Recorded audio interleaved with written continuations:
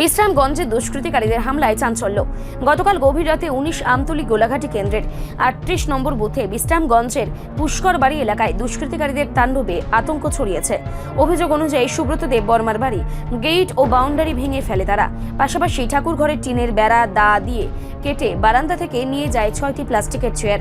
ঘর থেকে বের হওয়ার পর সুব্রত দেব বর্মাকে লক্ষ্য করে গুলতি দিয়ে হামলা চালানো হয়। প্রাণ বাঁচাতে তিনি তার স্ত্রী মহামায়া দেব বর্মাকে নিয়ে দ্রুত ঘরে আশ্রয় নেন। ঘটনার পর তিনি সংবাদ মাধ্যমকে ক্ষোভ প্রকাশ করে প্রশ্ন তোলেন, এমনটা কি থানসা? এমনই শিক্ষা কি দিচ্ছেন মহারাজ? এই ঘটনায় গোটা পুষ্করবাড়ি এলাকায় চাঞ্চল্য ছড়িয়েছে। স্থানীয়দের মতে এই ধরনের হামলা শুধু আতঙ্ক নয়, গণতান্ত্রিক পরিবেশকেও প্রশ্নের মুখে ফেলেছে। এলাকাবাসী দোষীদের বিরুদ্ধে দ্রুত ব্যবস্থা নেওয়ার দাবি তুলেছেন।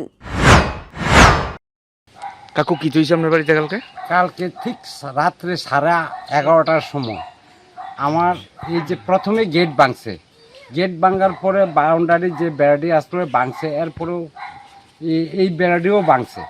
এই বেড়াটি ভাঙানো আমার ঘরের যে জানালার যে কাছে যে টিনের ইয়াটা, এটাও দাও দিয়া কোপাইছে। তো এগুলি কি, আর এরপরে আমি যখন বাইরেছি তখন শব্দ তো বিকট শব্দ হইতেছে, টিনের শব্দ। এই গুলটি দিয়ে কীভাবে মারছে আমার কানে দিয়ে কাছে দিয়ে গেছে, আমি ঘরে ঢুকতেছে। কারণ এটা তো অস্ত্রের মতন একটা, যেখানেই লাগে সেখানে তো আহত অনেক কথা। এই কারণে আমি ঢুকে গেছি। কারণ এই যে গণতন্ত্রের মধ্যে এভাবে যে করে আনন্দ উল্লাস যেভাবেই করুক, এডিসিতে সরকার গঠন করুক, সেটা তো জনগণের ছাত্রেই তো করা হয়েছে ইলেকশন। কিন্তু ইলেকশনের মূল পথে আমরা তো নিরীহ মানুষ, আমরার উপরে অত্যাচার কেন?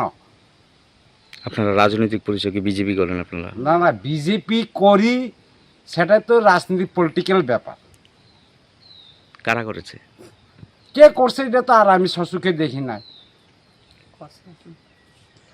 শ্বশুরকে যেহেতু দেখছি না, তখন তো কইতে পারতাম না কে করছে। তো আমি লোকে আর দেখছি, কারণ আমি গুলটি যখন খাইছি তখন আমি তো আগে এসেছি, কে বা কাহারা আমি চিহ্নিত করানোর লাগে, কিন্তু আর পারছি না ঘরে ঢুকে। কতজন হইবে তারা অনুমানিক আমার ৬-৭ জনই কোথায়। আপনার নাম কি? আমার নাম সুব্রত দেব বর্মা। এই জায়গাটার নাম পুষ্করবাড়ি, আমতলী BC ২ নম্বর ওয়ার্ড।